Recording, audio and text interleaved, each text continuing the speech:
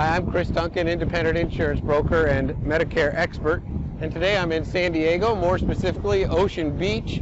Behind me is the Ocean Beach Pier. It opened in 1966, and Ocean Beach is a wonderful community. I've been coming down here since college, and they have a lot of great restaurants as well. If you're ever in the San Diego area, this will be a great place for you to come and visit. And anyway, the reason we're here is I reviewed a report put out by the Office of Inspector General titled Billions in Estimated Medicare Advantage Payments from Chart Reviews Raise Concerns.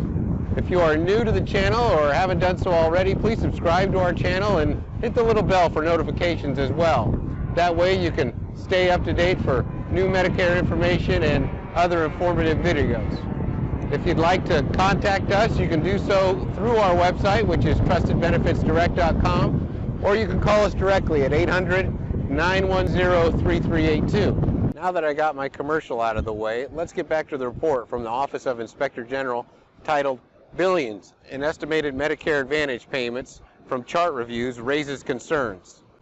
You can find a link to the summary and full report in the description below. The reason the Office of Inspector General performed this study, according to the report, was, quote, because of concerns that Medicare Advantage organizations may use chart reviews to increase risk-adjusted payments inappropriately, unquote. So what is a risk-adjusted payment? A risk-adjusted payment is an extra payment the Centers for Medicare and Medicaid Services provides to Medicare Advantage organizations for taking care of members that have extra health risks. The Centers for Medicare and Medicaid Services put out a report about risk adjustments in December 2018. The report is titled Report to Congress, Risk Adjustment in Medicare Advantage. The report states on page 3, the per person amount paid to each plan for enrolled beneficiaries is adjusted to account for differences in health statuses between enrolled beneficiaries. This is referred to as risk adjustment and was authorized by the Balanced Budget Act of 1997. The report goes on to state on page 4, plans that disproportionately enrolled healthy beneficiaries would be paid less than they would have been if they had enrolled beneficiaries with the average risk profile, while plans that disproportionately enrolled the sickest patients would be paid more than if they had enrolled beneficiaries with the average risk profile. What happens is the Center for Medicare and Medicaid Services will pay additional monies to Medicare Advantage organizations that care for sicker Medicare beneficiaries. You can find the link to the full report in the description below. Now that we know what a risk adjustment is, let's see why, how, and what a Medicare Advantage organization can do to potentially receive additional payments from the Centers for Medicare and Medicaid Services. What a Medicare Advantage organization can potentially do to manipulate their payments is diagnosing a patient with additional health risks that a doctor has not documented on the patient's chart. According to the Office of Inspector General's report, the Medicare Advantage organization may review, quote, a beneficiary's medical record to identify diagnoses that a provider did not submit or submitted in error, unquote.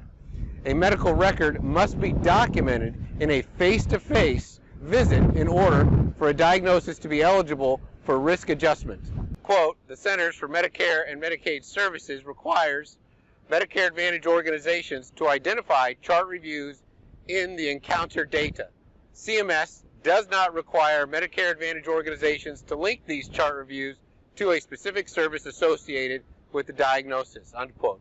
Because the Center for Medicare and Medicaid Services doesn't require chart reviews to be linked, this provides a Medicare Advantage organization to potentially bypass the face-to-face requirement by the Centers for Medicare and Medicaid Services. By bypassing this face-to-face requirement, this can potentially inflate the risk adjustment payments inappropriately. I'm not talking about this subject to be an alarmist.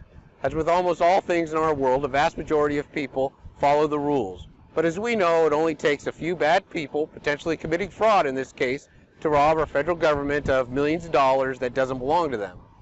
Like I said, I believe the vast majority of people follow the rules, and Medicare Advantage organizations, in my opinion, should be allowed to audit charts to make sure they are getting monies that rightfully belongs to them. However, there certainly needs to be oversight on the subject.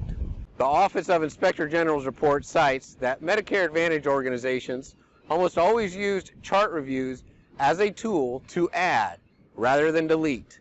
Diagnoses over 99% of the chart reviews in the Office of Inspector General's review added diagnoses.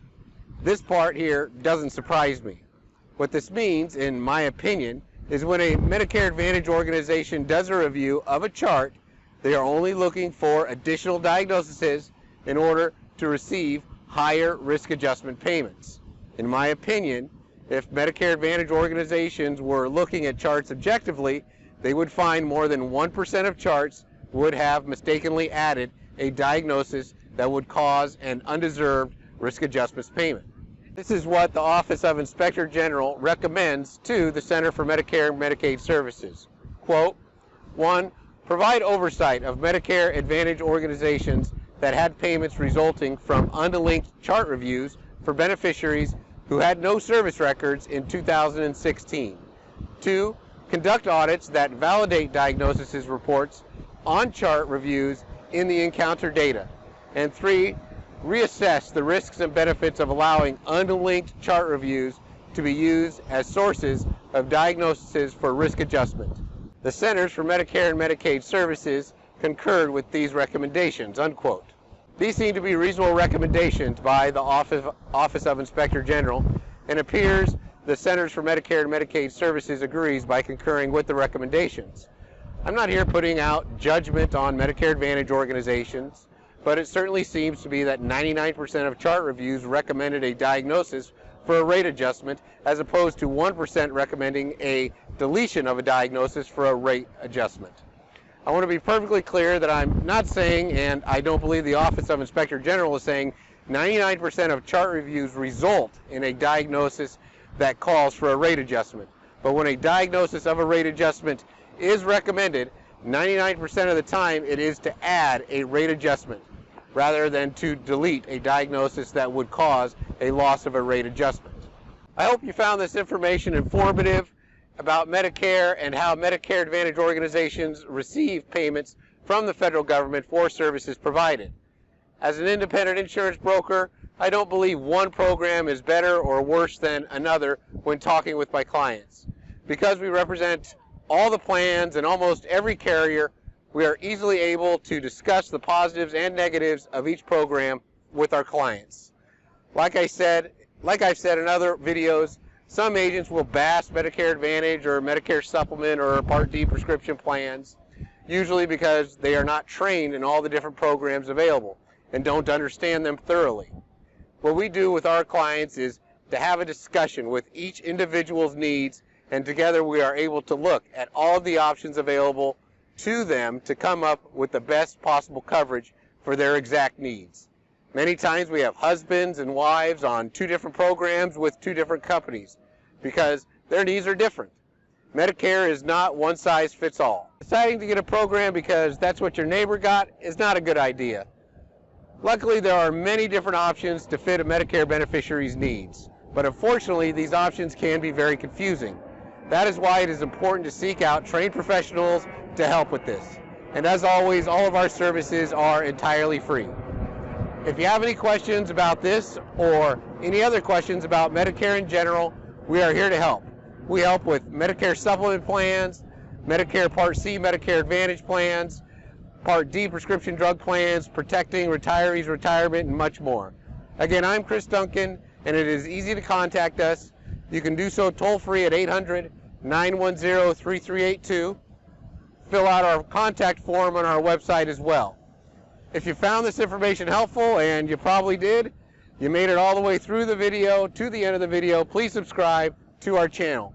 Make a comment. I am curious to learn what you think about this subject, or share it to your social media like Facebook and Twitter, because if you found this helpful, it is likely your friends would as well. We're always putting out information and important news and updates to help with things like Medicare Basics, Medicare Made Clear, Medicare Explained, Medicare 101, and much more. Thanks again, and we'll be talking with you soon.